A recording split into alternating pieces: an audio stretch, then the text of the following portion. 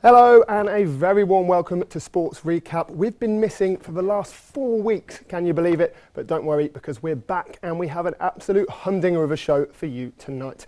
As always, we're going to touch upon a couple of sports and then we'll finish up with the latest round of fixtures from the Premier League, all of the action from the weekend. Of course, with me is an absolute stellar cast. We have Larry on the far right. How are you doing, Larry? I'm fine, thank you. Very good. Manny, good to be back. Very, very happy to be back. Yes, and of course, and it's my turn to say this, other Michael. How's it going, Michael? It's nice to see you, other Michael. Yeah, Exactly right. very good. Okay, so as I said, we will be touching on a couple of sports. The first one of which, and I know we're a little bit late to the boat on this, is the UFC. Now, there's a certain Irishman been making some waves in that sport. It is, of course, the notorious Conor McGregor. He's now a UFC two-time champion, the first ever in the organisation's history. But there are murmurs that he might be moving into another sport. Larry, we'll start off with you. Do you think that McGregor and Floyd Mayweather is a possible mega fight for the future? Is it going to happen? It's going to happen if the money is right. Okay, and it's as simple as that? I don't think those two want to fight. They just want to make money. That's the main. We want to see a fight, but they want to make money.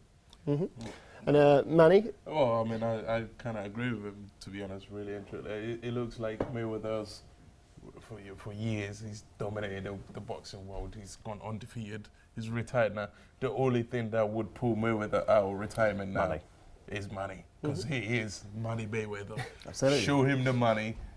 If Of it's course. right, he'll come out and he'll fight Okay. McGregor. Michael, McGregor now has a boxing licence in California. Yeah. Is that just a publicity stunt? Does it mean more than that? No, I think, to be honest, boxing licenses are given out like raffle tickets, aren't they, really, in America? Yeah, So it doesn't really definitely. make any difference from that point of view. But at the same time, what you look at it, he wants to go into boxing, play it like a two-leg League Cup semi-final, one UFC bout and one boxing bout, and get them both together, and then let's see who the champion is. You see, the thing is, I can see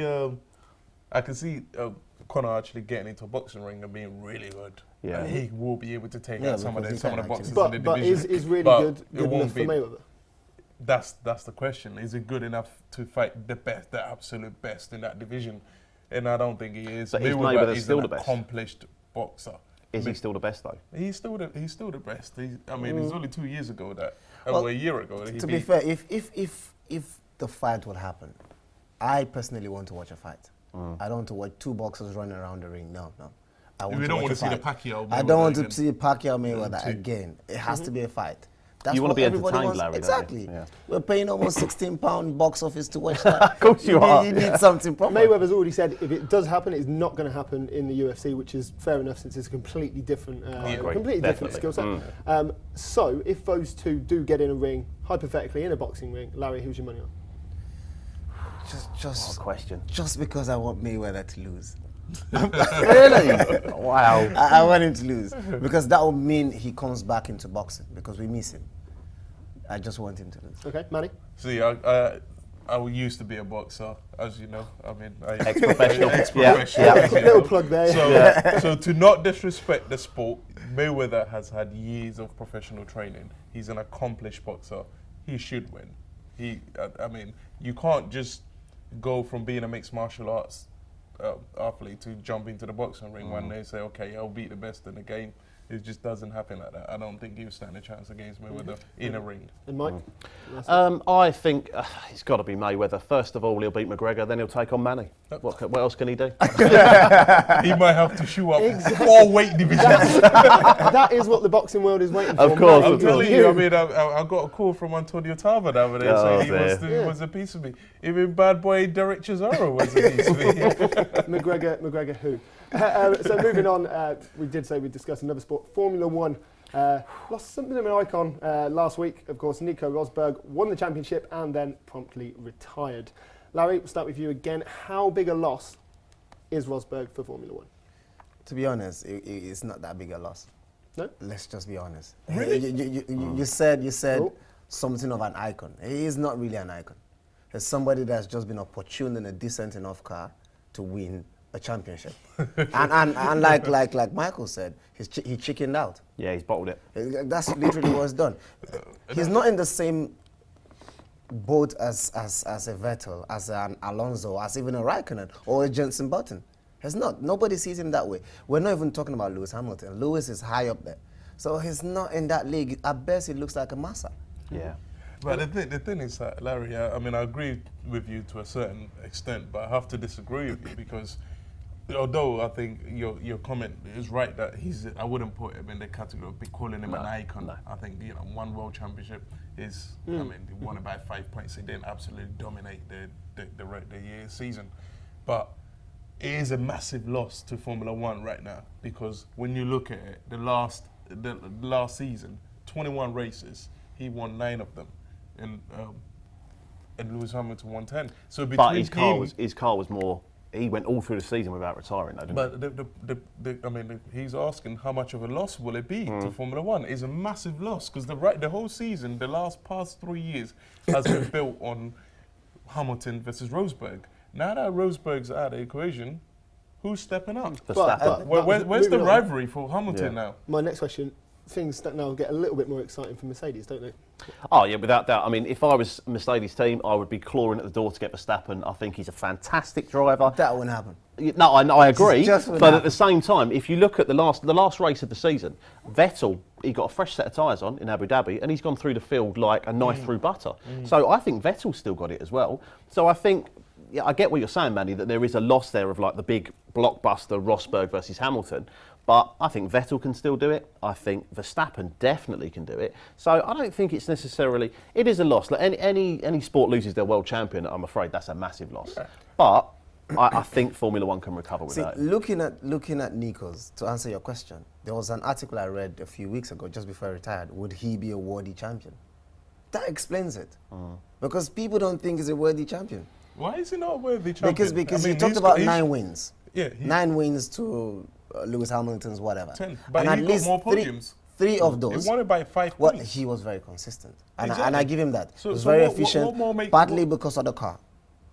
When he had to race, Yeah, I agree. he had 2 beautiful races that I can remember. The one in Suzuka and probably another one. Apart from that, you can't think of Nico going through the season flawless. He wasn't. But neither was Lewis Hamilton. I mean, When Michael he Schumacher in his had the prime car. didn't go through seasons flawless.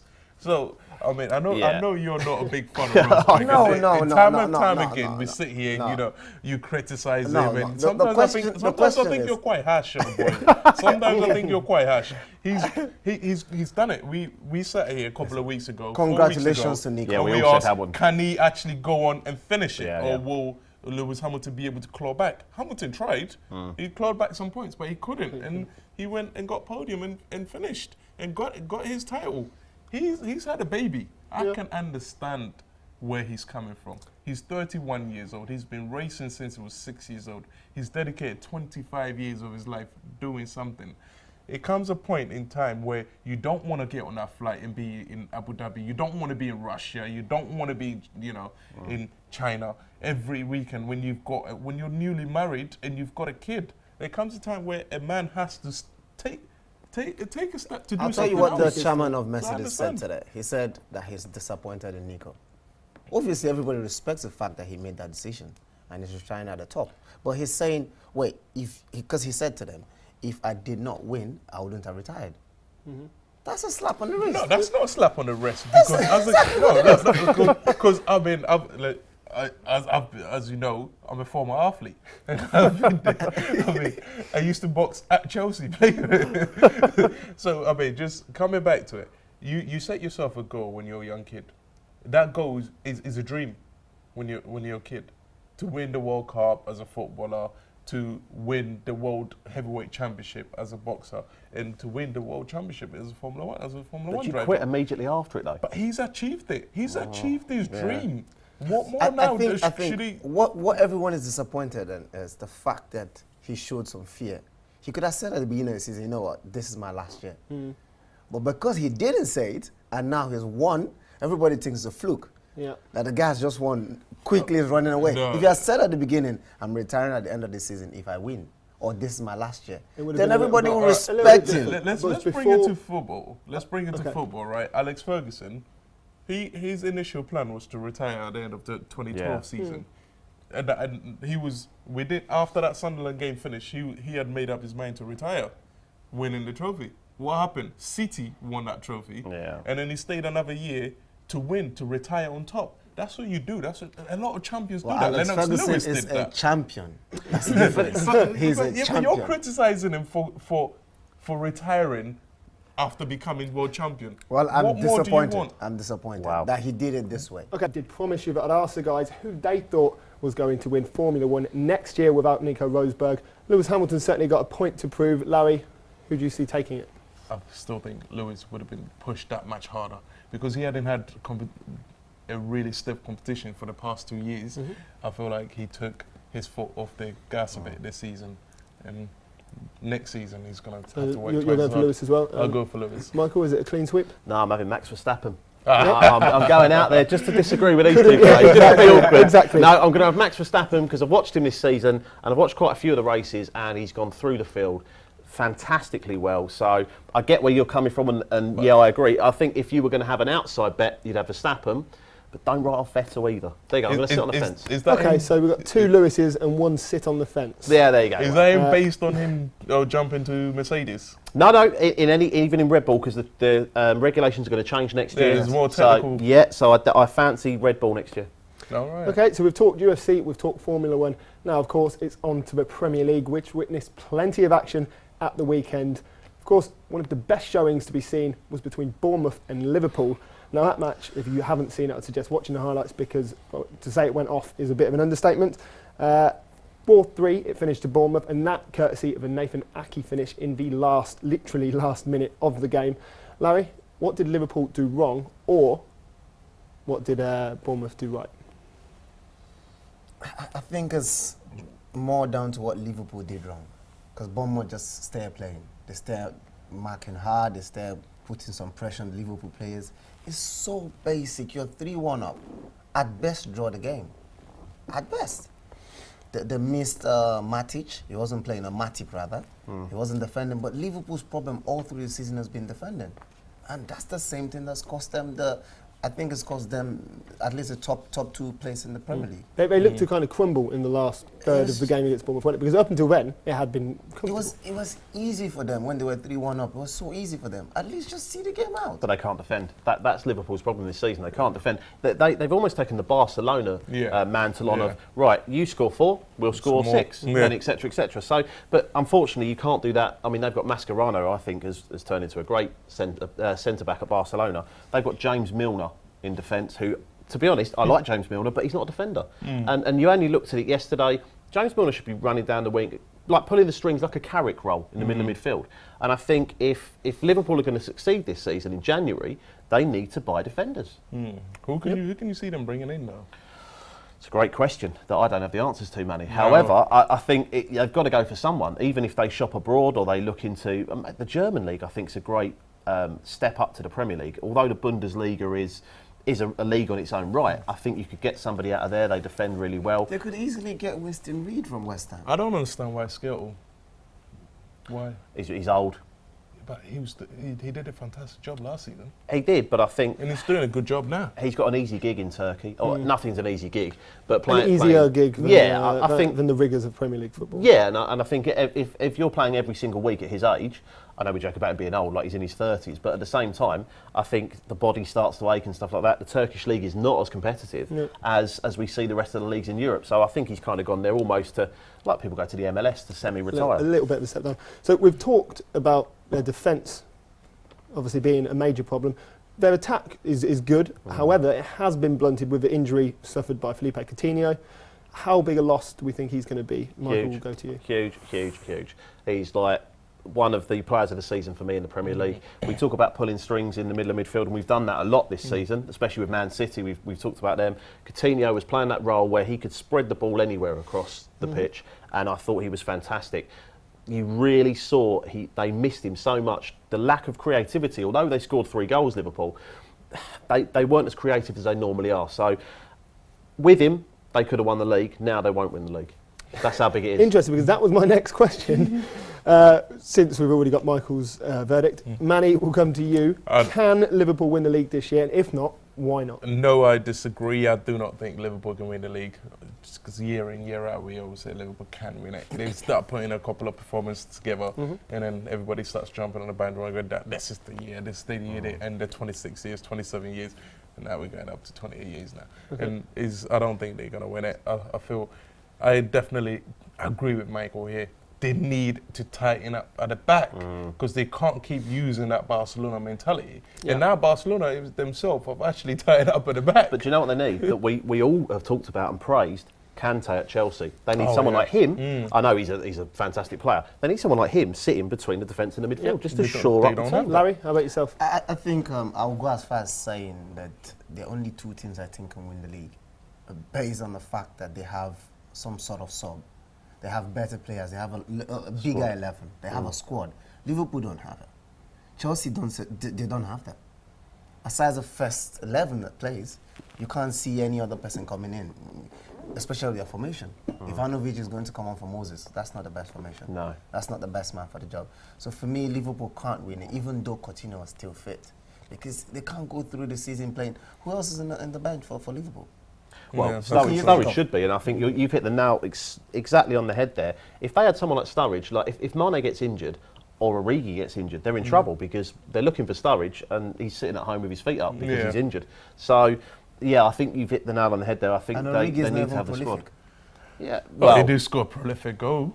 Yeah, Wei Chan scored a decent goal though yesterday, didn't he? To be fair, so there were some good goals this weekend. There were some very, very good goals. Well, there you have it. There was also interesting viewing to be seen at Goodison Park.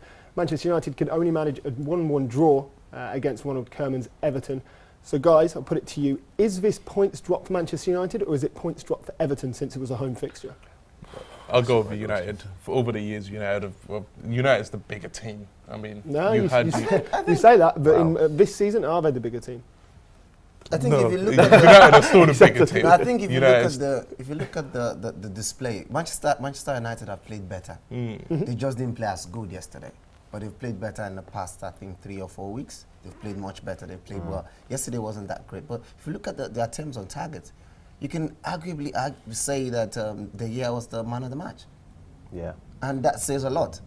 So if you're saying that you could easily say Everton was a team that should feel hard done by. But that's with Lukaku not even having a chance yesterday. Yeah. Lukaku had 2 shots, I think, and they were woeful. Yeah. But like you say, De Gea's the man of the match, and the main striker for Everton wasn't performing. In the second half, Man United, they couldn't get out of the Everton half. Everton were, I wouldn't say bombarding the goal like we saw in the kind of Bournemouth-Liverpool game, but at the same time, I didn't see Man United creating anything. The only thought I felt they had was just lumping it up to Ibrahimovic, which I mean, we've all talked about Pogba and the big price tag around his neck. Where was he yesterday? Okay, I think it's fair to say, guys, 2 massive talking points there, both similar themes. We'll start off with Marcos Rojo's, I think it's fair to say it was a 2-footed lunge, Kung Fu. To put it mildly. Larry, we'll start with you at the far end. Is that a sending off? That's a red card. Okay, let me put it differently. Is there any way that's not a sending off? I think this is a unanimous decision. This is the first time we've all agreed, I think, all 4 of us. I think that's a red card. The only way it isn't a red card is because of, like you said, the reaction of the other player. Because he hopped straight back up. Quickly just got up and continued playing. He didn't even complain. So if you're VFA, retrospective punishment, or can they do it? No, they can't, because he's been booked. And this is the most ridiculous rule the FA have. Because it was supposedly dealt with at the time, then they now can't go back and send him off or ban him for 3 games. Same with Fabregas in the Man City-Chelsea game, which obviously we'll come on to talk about. Nothing can happen to him because he was booked. Because the referee has been seen to take action. He's adjudged to have taken action. It's got to be time the FA changed that rule, surely, because that is just... On that basis, I think most people would agree with that. Oh, definitely. Moving on then to Fellaini. It wasn't as bad. No, that was obviously it wasn't in the same league. It wasn't. Is it a penalty though, Michael? I think so all day long. Look, the player is slightly on his way down, but the momentum's always going to take him. As soon as there's contact, he's going to go down. But at the same time, Fellaini, it's the 87th minute, 87th minute. Why is he making a challenge like that? You've been brought on to hold up and protect that 1-0 lead. Yep. He's failed at every single job Mourinho expects him to do there. People are kind of having a go at Mourinho because he brought him on. I think that's completely wrong because he's made that decision to try and shore up the midfield, get a little bit of weight behind the ball and protect that 1-0, and Fellaini's blown it all out of the water. Manny? Yeah, I can understand why Fellaini was brought in because Fellaini, as you can imagine, as you saw, Everton started to go more direct, more long balls. So you bring in, you've got almost 7-foot player on the bench. You stick him in there. I mean, initially I was thinking, Bally's there, bring him on, switch it to a 3 central midfielders, central defenders. Yeah. But when he brought Fellaini on, I could understand why that is. Okay, sit in front of the defense, give him a bit of protection. In the box, it wasn't a threatening ball. It wasn't a goal threat. I don't think he needs to go for it, man. He doesn't need to go for it. I think pull it's out. too easy. It's too easy that we putting all the blame on Fellaini. This is my next question. Is Fellaini being used unfairly as a Exactly, scapegoat, or is it he the reason that Manchester In United the past 3 haven't got weeks, 3 points? Manchester United have drawn too many games in the last 10 minutes. That's the bigger picture. We'll get to the bigger picture, but the individual player has made that mistake. He's cost his team. That's an individual error. As a manager, you've done your bit. You've brought the player on and given him the instructions on what to do. Football, when once your leg is out there, you can't I bring used it to be back a in. boxer, mate. As an athlete, once your careful what leg you say, is lad. out there, and once your leg is out there, you can't bring it back in. Yeah, And he's got slow fit. but like I said, Absolutely slow. As a boxer, he wouldn't make it. yeah, but we all heard Leon Osman at the end of the game on Sky say that he used to do that in training. So the Everton players are probably aware that he's going to do that. So in a way, Fellaini's kind of done himself really because he's made that challenge. The Everton players know that challenge is coming. So whether the Everton player's on his way down or not, they know Fellaini's going to make that, or he's got that mistake in him. So they've probably had a game plan that if he comes on... Funny enough, it's good Leon Osman said that he always does in training. Yeah. He's been in Manchester United how many seasons now? 3 years now. Yeah. 3 years now. That means he's surely has done in a few training sessions. Well, exactly. But then, I suppose then you wind it back to Mourinho and should he have brought him on? That's a fair point. Yeah, but the thing is, you as a manager, you can take a horse to the river, but you can't make the horse drink the water. You're 1-0 up. Fair enough. United got a lot more chances. I mean, you're talking about Herrera's miss. A lot of chances United had, and they did not punish Everton. But you're 1-0 up. Mourinho is so famous for protecting 1-0 leads. Part of the bus. Part of the bus. Part of the bus. And United were in their own half. You've come on as a big man. There were so many players behind the ball. He didn't need to make that challenge. Okay, fair enough. He's lunged in there and pulled his leg back. But he still left the leg there, too slow. I think any player would do. I'll ask a question go to for the it. panel. Do you think this team is good enough to back the boss? No, I don't think the defence is good enough. I don't think Phil Jones is good enough to park the bus. I don't think he's a... I mean, you say what you like about John Terry now.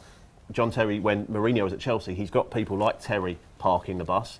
Phil Jones is no John Terry. Manny? Yeah. I mean, he had Ricardo Carvalho and John Terry in the previous. Then it's not Chris Morgan different. and Jones. Maybe it's just a case of picking the wrong vehicle with Fellaini. We'll move on now. It's West Ham's turn to get a bit of a drubbing from the panel, I'm sure. They were hammered at home by Arsenal. There were 6 goals in that game. Unfortunately, only one of them came to West Ham, that via Andy Carroll. Alexis Sanchez, guys, absolutely on fire though, isn't he? Do you think on his day he's the best player in the Premier League? Yeah, let's appreciate your pun. They got hammered. Let's appreciate that. But at the same time... It wasn't even intentional. Oh, okay. I I was giving you some credit. should have claimed it. But no, going back to your point, I think Sanchez on his day, I don't think West Ham, I don't think if you'd have put Man United, Man City, they might have had a different game plan, he wouldn't have got a hat-trick, but at the same time, I think Sanchez is in such blistering form. That is title-winning, top goal scorer in the league form. And Sanchez, I wouldn't be surprised if he disappears in January, and that will cause Arsenal a massive problem. Okay.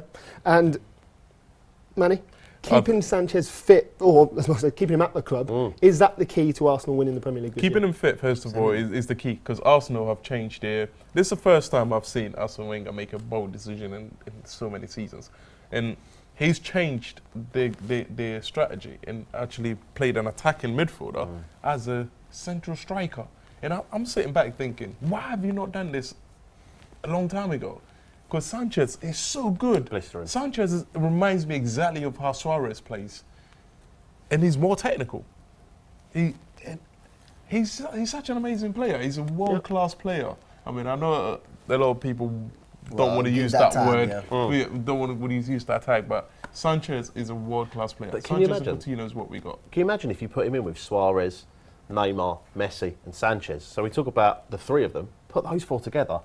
Oh my goodness me! Well, that would be he came fantastic. from Barcelona. He didn't did, so but I think he'll go back They there. were not all there at the same time. They got, funny enough, is true, somebody yeah. did mention in their article that they have a buyback clause on him. I'm not sure. That wouldn't how surprise true you. A that lot of is, Spanish clubs do put buyback clauses in their players if they think they're going to go on to be better than they because were I the did first time. actually think 35 million for It's a bit too Barcelona low. was too low. But then I thought it was Arsene Wenger getting a bargain, as he normally does. Okay, goals are plenty for Arsenal then against West Ham. It begs the question, are Arsenal good enough to win the Premier League? West Ham, we'd say, on the day, weren't very good. But looking at things in a broader perspective, Larry, we'll start with you. Quick sum up, can Arsenal do it this year? I think it's possible. The only reason I think that is because in this particular season, we're seeing a very, very high quality top four games. Manchester City, Chelsea, Arsenal, Tottenham. It's very, very interesting. It's no longer one-sided. So anybody could do another Leicester. When everybody's winning or not winning or drawing games, one team could just keep going there. And then Arsenal have the squad. Manny? I think they have the squad to go and win it. Do I believe they will win it? I don't think they will. I don't think Arsenal, as a club, really and truly, I think they've it's just not in them. But the secret is to keep Sanchez on fit and in form, playing like that with Meza as well. He could do anything there. And Michael? No, simply because I don't think their away form's good enough. Plus, they've got to go to Stamford Bridge, and I don't think they'll win there. And White Hart Lane's always tricky. They'll probably win there, but it's tricky. So, no. And So most it's a no from importantly, you. he's a Tottenham fan. Okay, well, on to the subject of Tottenham. Arsenal, of course, weren't the only North London team that were in prolific form at the weekend. Spurs put 5 past Swansea at White Hart Lane, which I'm sure makes the man to my immediate right very happy indeed. Michael, Tottenham 5th at the moment in the Premier League, Yeah. I do believe. Yeah, Are they good enough to be challenging for the number 1 spot? no. And I'll tell you why, because they're a one-man team. You look at the last few, I mean, they've gone out of the Champions League because they didn't have Harry Kane and Toby out, well, two-man team, Toby Alderweireld at the back. But I think missing Harry Kane is a vital thing for Spurs. The top 4 that is at the moment, I don't think will change. It will change, obviously, in like positions, but I think the top 4 teams that are there will stay the top 4. The unfortunate thing for Spurs is I can see them marooned in that horrible 5th spot where there's nothing below them, nothing above them. They can't reach above them. They're not going anywhere, so they're just going to kind of sit there. So it actually points to, do they then turn their focus, if they win on Wednesday, to the Europa League? And Manny, is that a problem solved potentially by the January transfer window, which is, of course, just around the corner? I don't really think Spurs as a team need any more players. I think they have a big squad. We as need it better is. players, man. They need better players because they've got quite good players on their sheets. But the problem is, can Song deliver when Harry Kane's not there? Can some of the defenders keep it tight at the back when the other ones are not there? And so it's not, you can't really pinpoint the type of player they need to go bring in because they're quite good midfield wise. I think in the past few weeks, Tottenham have started playing well.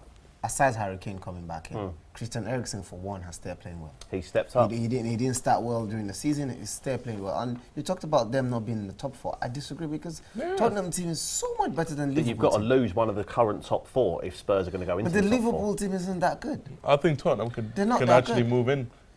You've got more confidence than me. I'll tell you just one very quick point because I know we're short of time. The one thing that I don't like is every single player's had a new contract and a new deal and a massive wage rise and they've played poorer. So kind of equate that. Do the players care? Are they giving the 100% effort? Or maybe they dive more.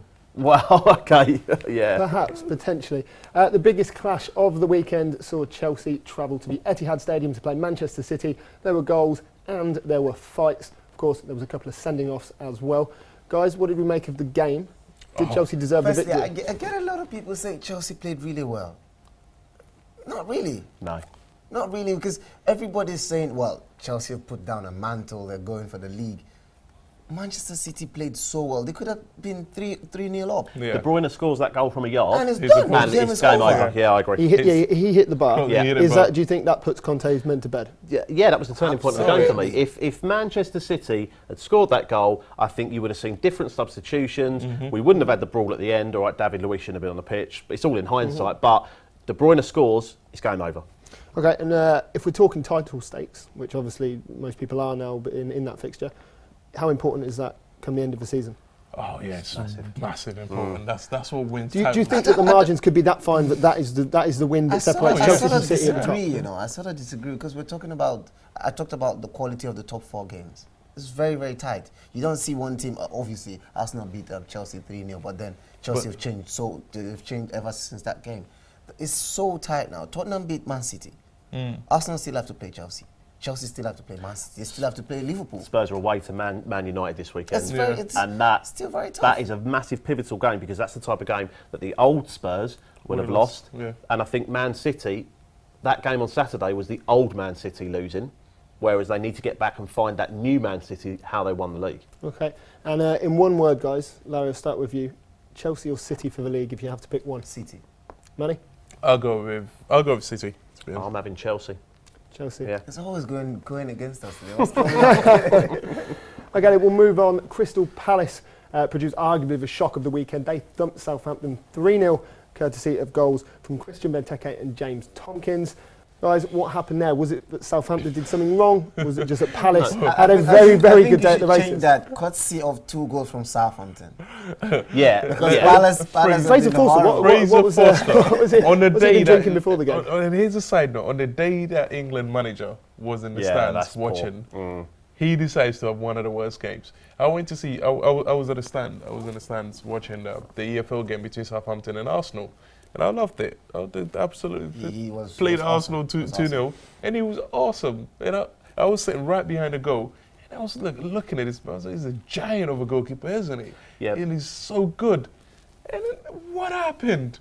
I'll tell you what's happened. They're knackered. They're absolutely shattered. And you've seen this with other teams. They played their 22nd game of the season. Palace played their 16th. Now, Southampton, obviously, they've got a must-win game on Thursday in the Europa League.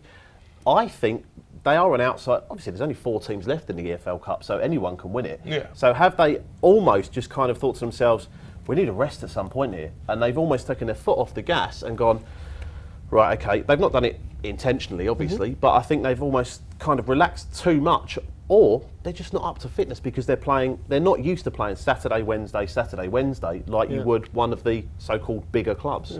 Okay, now I'm going to drag the conversation back to something we talked about earlier. You talked about Liverpool needing new defenders.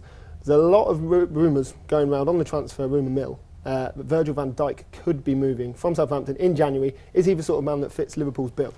I don't think that will happen to start with because it's January. Because Southampton don't really need to sell. Almost every team in the Premier League has money. They have to throw at least 50 million for Southampton to even think of selling. And they're a very, very stable team. So they don't need to sell. But is Virgil van Dijk good enough for Liverpool? I think it's better than Liverpool.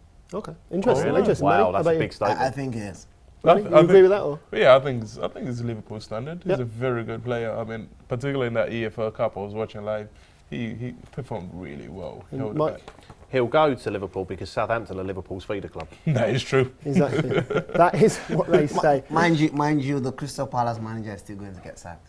Yeah, I agree. Alan Pardew. Alan Pardew, that could very, very well happen, particularly based on recent results, weekend accepting. So the last fixture we'll talk about today was Premier League champions Leicester. They travelled to Sunderland, who of course many have pegged as relegation candidates. Didn't exactly go to plan to Claudio Ranieri's man, and when I say it didn't exactly go to plan, they lost again. Is it that they're now focusing on the Champions League so much that they just have forgotten what it's like to play in the Premier League? What is going I wrong? don't think they're focusing on Champions League so much. It's just that they turn up for the Premier League games and the other team wants to beat them. Every team wants to beat them. Because they've worked them out. Yeah, you know they've- why? they've been found out. It's the Every drink team water was- ball over the top of the bar, Gary.